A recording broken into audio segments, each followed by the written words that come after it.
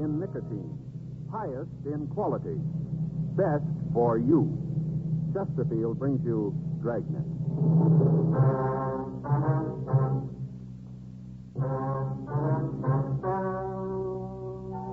Ladies and gentlemen, the story you're about to hear is true. The names have been changed to protect the innocent.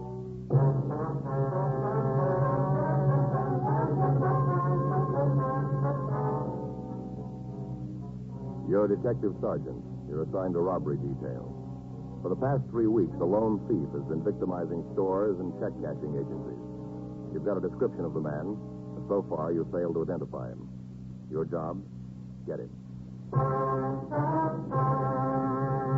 Dragnet, the documented drama of an actual crime. For the next 30 minutes, in cooperation with the Los Angeles Police Department, you will travel step by step on the side of the law through an actual case transcribed from official police files. From beginning to end, from crime to punishment, Dragnet is the story of your police force in action.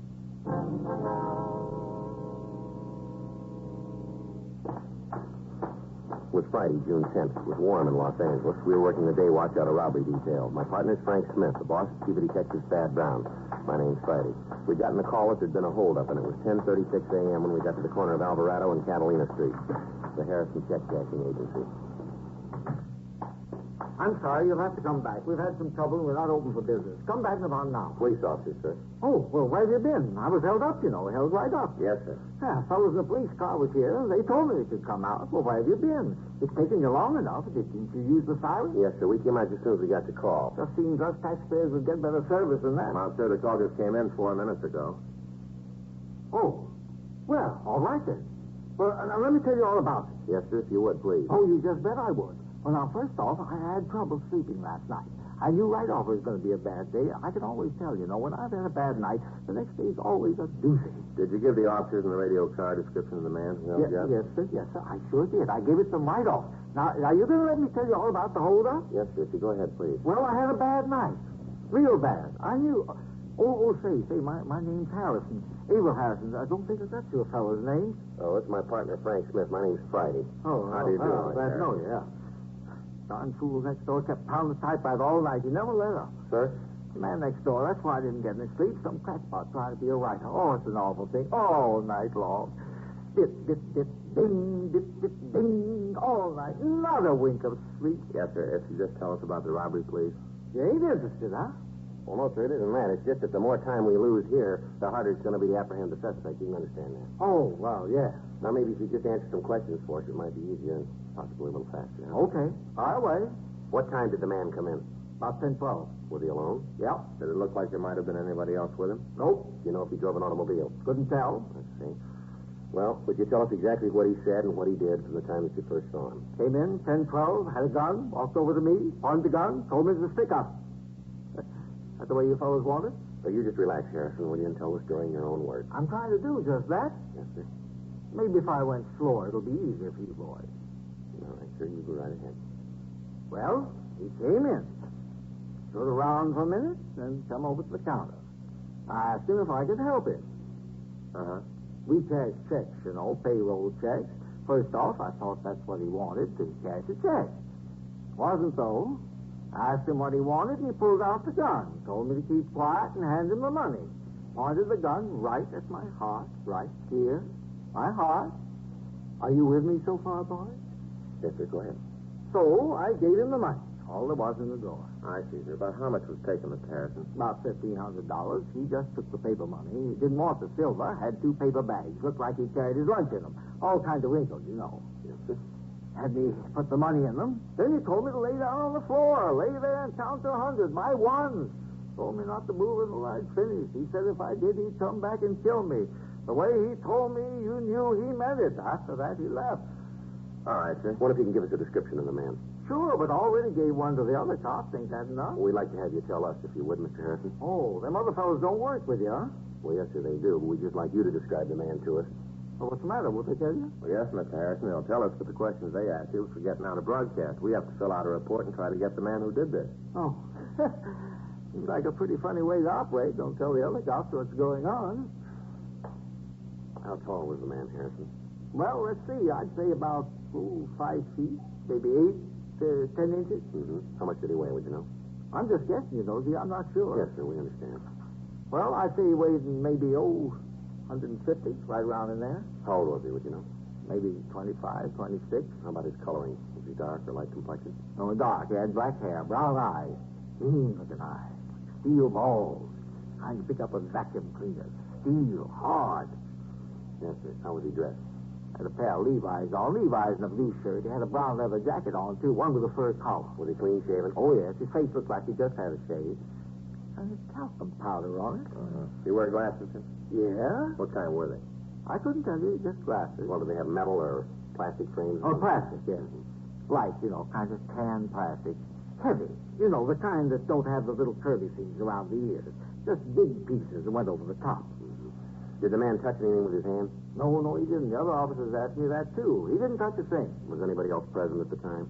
No one else. I was the only one here. Well, the man have any marks or scars that you noticed? No, at least there's not that I saw. Was there anything unusual about him? Anything that might help us identify him? Well, that mustache should help. Sir? His mustache. I think it's funnier than a $3 bill. Looks like it to me. Well, I thought you said the man was clean shaven. I did. All around the mustache. I didn't think of that like that. He's probably clean shaven under that, too. Sure looks phony to me. Why do you say that? It was red. He was dark. Had black hair, black eyebrows. It seemed like he'd come up with a red mustache. Seemed like it to you? Hard to say, sir. Don't seem like it to me, not at all. I tell you something else. What's that, sir? I think them glasses was fake, too. Glasses was funny, like it hadn't been ground, kind of flat. I think they was phony, just like the duster. Duster? Mustache. Red mustache with black hair. Phony. All right, sir. Thank you very much. And we'd like you to come down to the office and look at some other pictures, if you would, see if you can identify the man. Be glad to. I'll not do it today, though. Why is that, sir? Well, I already told you had a picture of him down there. I'd probably miss him. It's been a real bad day for me. Well, tomorrow will be better, though. Why is that, sir? Gonna get some sleep tonight. That's all? Bribed the landlady. Yeah? She let me in his room. I took it. What's that, sir? Ain't gonna do much typing without his ribbon, is he?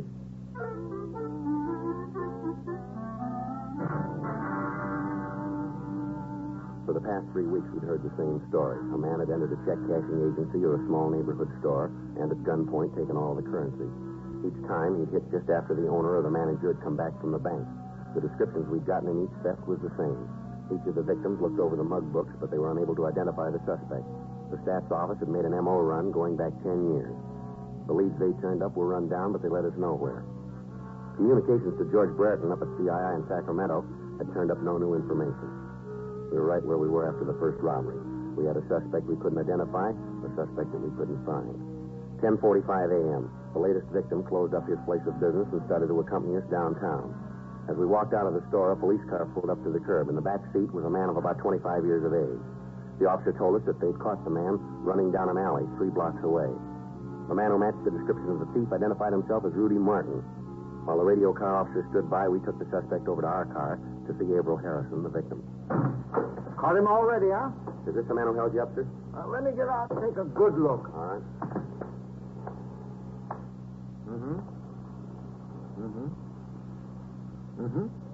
Tell him to turn sideways, north and south. All right. No, I'll turn sideways. That's him. Are you sure? That's the man, even without his mustache and glasses, I can tell. He's lying. He don't know what he's saying. Don't you talk that way to me, young fellow. And where's my money, huh? What'd you do with my money? I never got it. I never took any money from you or anybody else. You're crazy. I'll teach you to talk to me like Harrison, that. never mind. Now, if we need anything more, we'll be back to talk to you. You mean you ain't going to take me downtown now that you caught the fellow? Well, sir, we'll get in touch with you later. You make him tell you where he hid the money. $1,500, all in paper. You make him tell you. All right, sir, we'll do that. Thank you very much. Yeah. Well, I'll be right here. Anything you want me to do, just give a holler. I want to see this fella get what's coming to him. Yes, sir. Here's our card. You call us if you need to. Yeah, you do that. Make him tell you what he done with the money. Well, you want to get him back, Martin? I'll check with the radio card, Joe. You want him to follow us to the office? Yeah, tell him we'll take Martin here to the robbery division. We'll check him later. Right. All right, Martin, put your hands up as high as you can. With handcuffs on? With them on. You ain't going to find anything. All right, get them up. See, I told you. This is a bad thing that man did. I haven't done anything to him. I didn't take his money. Go back, Martin. Back in the seat. You ever seen that man before? No, I haven't. Is he mad at you for any reason? I told you I never saw him Well, he before. says he knows you. He says you held him up a little while ago. He's crazy. Why'd he say something like that without a reason? I don't know. Your wallet back here? Yeah. All right, slide up a little. Any money in it? No, all I got some change, maybe 40, 50 cents. Just a few cards there, and a couple of phone numbers, that's all. There's no money. Mm-hmm. Who's this? This Johnny Salvatore. He's a friend of mine. Chris Turan? Another friend. They haven't done nothing. They're both nice guys. And look, you got no right to do this. You got no right to arrest I him. just want to talk to you. If you haven't done anything wrong, then you haven't got anything to worry about, have you? That sounds good, but what am I doing sitting here in this car with you? All right, now tell us the real story, huh? Nothing to tell. I was over by Central Avenue when these two cops came by and picked me up. I wasn't doing anything. Officers say you were running down an alley. They say that you wouldn't stop when they told you to. Now, how about all that? I was scared. You can see how that had happened, can't you? What'd you do with the gun? Wasn't any gun. Victim says there was. I don't know what you're talking about. You registered for the draft, Martin? Yeah. Well, where's your draft card? Isn't it in the wallet? No, it isn't. Guess I must have lost it. You ever been arrested? You hear me, Martin? How about it?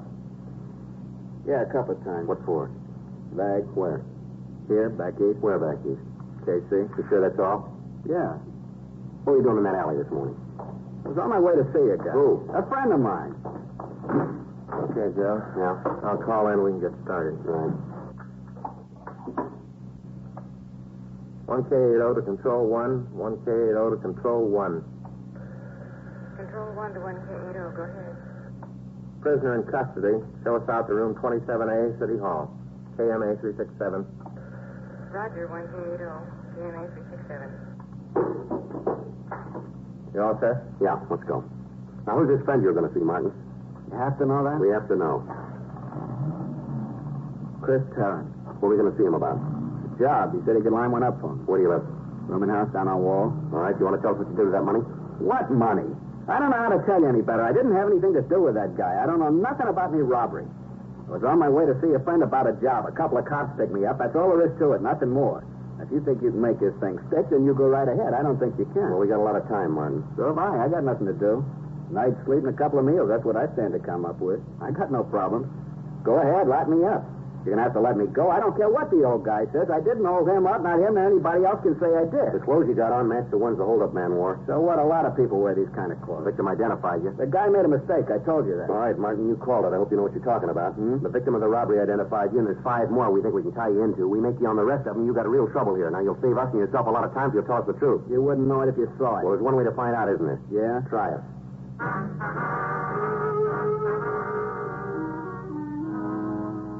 10:52 a.m. We took the suspect back to the city hall, and we talked to him for over 3 hours.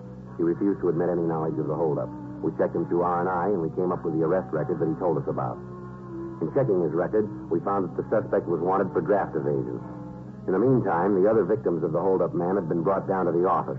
The suspect was placed in a show-up with several other persons. They all failed to identify Martin as the thief. In checking further with the last victim, Harrison, he stated that he'd probably made a wrong identification. We had a search of Martin's room made, but we were unable to come up with anything. The 2 friends he'd mentioned were checked out, but there was no record on either one of them. The suspect was turned over to the federal authorities for prosecution on the draft evasion charge. We were right back where we started 3 weeks before. The next morning, Saturday, June 11th, we started all over again. This time we went back into the files 15 years. Anybody who even vaguely matched the description was checked out. The M.O. of the thief was rechecked. The machines came up with an additional 17 possibles. Each of these was checked out. It took us 2 weeks, and at the end of that time, we were back where we started again. We had nothing but a description that apparently didn't match anybody in our files, and an M.O. that didn't fit any known criminal. During the time that we'd been checking out leads, the bandit was inactive. Additional cars from Metro Division had been assigned to the detail, and rolling stakeouts were maintained around check-cashing agencies throughout the city. But the hold-up man had apparently dropped from sight. Saturday, June 25th, I checked into the office. Robbery, Smith. Yeah. Oh, yeah, Ben. Huh? Oh, just a minute. Little John. You see him, Joe? No, I don't think he's here. Little John? No, he's not here. No, Ben, he isn't here. All right, wait a minute. I'll check the book. Here. No, he left about an hour ago. Yeah, they'll be back. Want me to call you? Okay, wait a minute. Here's a pencil. Uh-huh. 0281? Right, yeah. Okay, Ben. I got something here. Teletype from San Diego from Hewin and Davis. Yeah? What is it? I'll read it to you.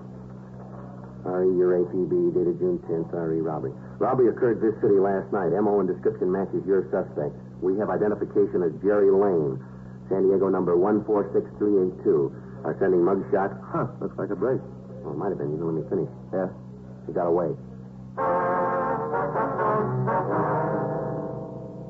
12:15 p.m. A special delivery letter arrived from San Diego with the mugshots of Jerry Lane. There was also a note from Sergeant Carl Davis. He explained that the suspect had held up a small liquor store in the city and had badly beaten the owner. A witness was shown the mug books and was able to pick out the bandit. He was identified as a Jerry Lane. He had only one arrest record, and that was for a misdemeanor offense in San Diego County. We checked the names through our identification bureau, but there was no record on him in our files. The mugshots from San Diego had been taken over 4 years previously, but the victims of the robberies in Los Angeles had no trouble identifying it, even without the glasses and the mustache. Additional broadcasts were gotten out carrying the name, and radiograms were sent to Washington and to Sacramento requesting any available information. Another week passed while the search went on. During that time, the holdup man hit once more, this time in National City, just south of San Diego. From the reports we got, the MO matched the one previously used. The suspect made good his escape. Tuesday morning, 11:30 a.m. Frank and I had been out running down a lead. We just got back to the office. Well, there's another one that didn't go anyplace. Yeah? You know, Joe, if somebody could figure out a way to filter out the bad leads, it'd sure save a lot of legwork, wouldn't it? I guess I get it. Robbery Friday. Yeah, all right. Hewin. Yeah? Hi, Pappy. Yeah. When was that? Yeah, anything on him? Mm-hmm. Yeah, well, you're probably right. Well, I guess the only thing we can do is put out another broadcast. Yeah. No, nothing up here. What'd you say? Right, yeah. Well, if anything else turns up, let us know, will you? Right. Oh, wait a minute. Say hello to Carl. All right, Pappy. Yeah, we'll be talking to you. Right. Thanks. Bye. What's he got? Well, it's our suspect, Jerry Lane. Yeah? He's going to have to stand for more than a 211 charge now. What do you mean? Latest victim just died.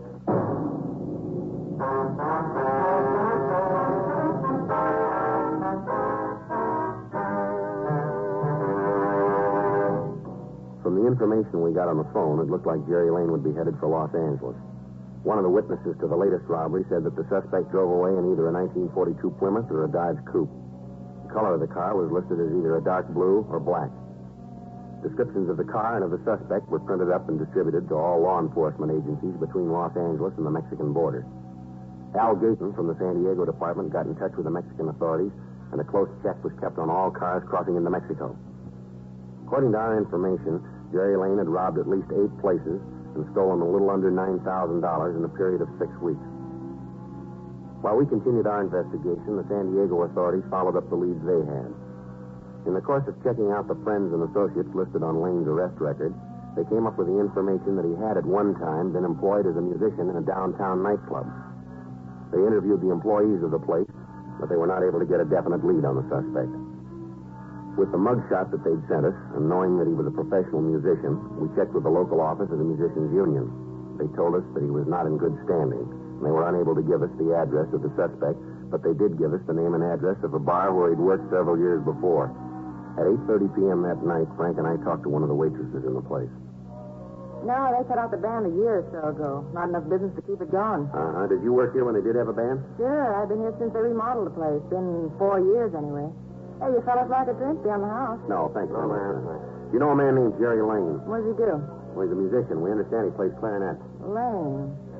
Yeah, it seems to me I do remember him. Not too tall, kind of nice looking if you went for the type. Yeah, I remember him. You know where we can get in touch with him? No, I haven't got the slightest idea. Had to be a pretty big lush. Had to let him go. Union told him lay off the booze, but he didn't pay no attention. Always showing up late. A real lush. Possible the owner might know where he is? Isn't likely. I'm married to the owner. I know most of the stuff that goes on around here. I see. Can you give us any idea where we might be able to get a lead on him? Some of his friends? Maybe another musician? No. Hey, wait a minute. Ma'am? I might know someone. Let me make a phone call. Well, if you give us the phone number, we can put in the call. No, I'd rather not do that. See, this girl used to see a lot of Jerry. Maybe she don't want to get mixed up in a thing like this. I'll call her and find out. If she knows, she'll tell me. If she doesn't, there's no harm done. Okay. Got a dime? Here's 2 nickels. Oh, thanks. I'd rather you leave the door open if you will. You're right.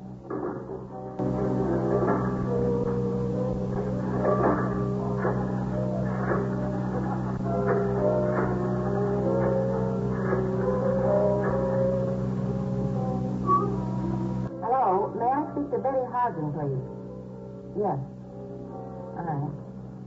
They're calling her. Nice girl. Never figured out what she saw in Jerry. Mm-hmm. Hello, Betty? Betty, this is Naomi. Just fine. You? Oh, really fine. Say, Betty, I hate to bother you, but do you know where I can get in touch with Jerry Lane? Yeah. Uh-huh. So, wait a minute. Is that a pencil? Yeah. There you go. Now, what's the address, Betty? Uh-huh. Yeah, I got it.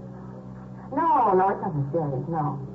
No, business isn't that good. Yeah, we still got the piano. Yeah, I'm gonna keep it. All right. Well, thanks, babe. You guys on what? Yes, ma'am? Here's the address. The club down on 6th. Mm-hmm. Betty says he's there almost every night. 9:42 p.m. We called the office and had another team of men sent out. We notified homicide detail that we'd picked up another lead, and they sent out a team of men to give us any help that we might need in apprehending the suspect. The address we'd been given was the Georgetown Club, a small place on West 6th Street. When we got there, the place was crowded, and the band was in the middle of the second set. We checked with one of the bartenders. Sure. That's Jerry playing clarinet. See? Great too. Yeah, does he work here? No, he shows up almost every night, sits in with the band. Union doesn't like it. They talk to the boss about it. He's trying to get the bum out of here. Costs a lot of trouble. Is that right? Sure. Always he comes in drunk, or else he acts like he's high on gold. You want me to get in for you? Yeah, tell him there are a couple of friends who'd like to talk to him, will you? I'll do it right now. You don't want me to say you're cop? No, we don't. I didn't think so. Okay, I get it. Thank you. Some place they got here, huh? Yeah, sure is crowded, isn't it? Right. Better watch him. He's probably armed. Yeah, let's get him outside. It's easier to take. There's too many people here. Yeah, the bartender's got him now. Now, let's let him get outside before we move away. Right. There he goes. Come on.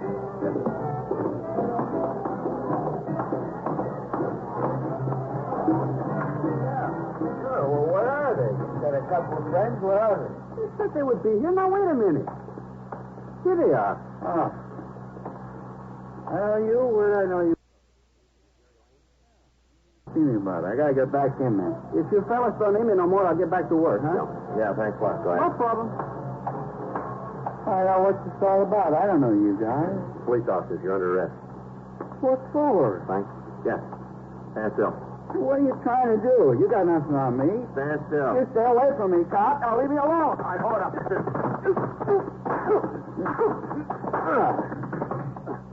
Come on your feet. Get up. Now stand still. Thanks, clean, Joe. Now put your hands behind you. I didn't do anything. You got no reason to shove me around. Cut my mouth. It's bleeding. Yeah, well, that makes two of us, mister. What are you asking me for? What have I done?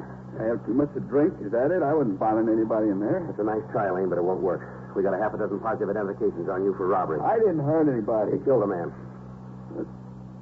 Yeah. The last one, I heard he died. Is it true? Did he die? That's right. I didn't know what I was doing, you know. I wasn't responsible. I just didn't feel so good. It wasn't my fault. He wouldn't give me the money. I didn't know what I was doing. That's going to make a difference, isn't it? I didn't know what I was doing. I wouldn't know about that, Lane. That's going to be up to the jury, but you can bet on one thing. What's that? They'll know what they're doing.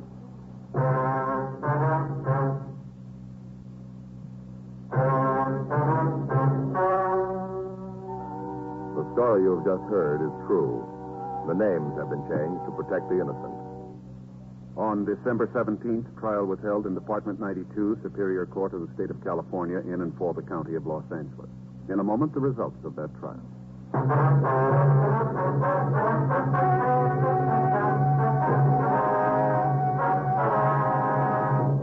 Gerald Carlisle Lane was tried and convicted of murder in the first degree and was executed in the lethal gas chamber at the State Penitentiary, San Quentin, California.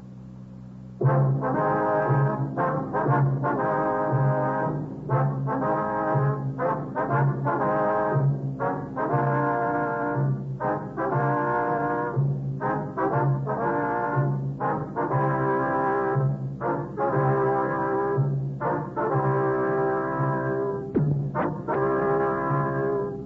have just heard Dragnet, a series of authentic cases from official files. Technical advice comes from the Office of Chief of Police W.H. Parker, Los Angeles Police Department. Technical advisors, Captain Jack Donahoe, Sergeant Marty Wynn, Sergeant Vance Frazier. Heard tonight were Ben Alexander, Vic Rodman, Lillian Bias, Harry Bartell. Script by John Robinson. Music by Walter Schumann. Hal Gibney speaking.